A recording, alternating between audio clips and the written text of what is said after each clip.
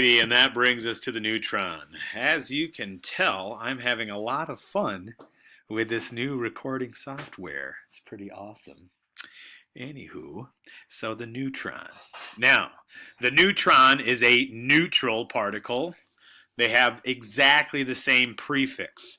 So, let's try to use those context clues, folks. Neutrons are neutral, okay? They're also located in the nucleus alongside their proton buddies. And the role of a neutron is actually kind of mysterious. We really don't know exactly what they're in the nucleus for.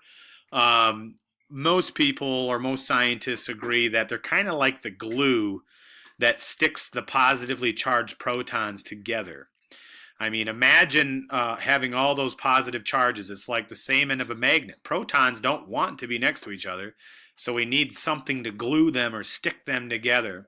So the neutrons may very well take that role of helping stabilize the nucleus of the atom.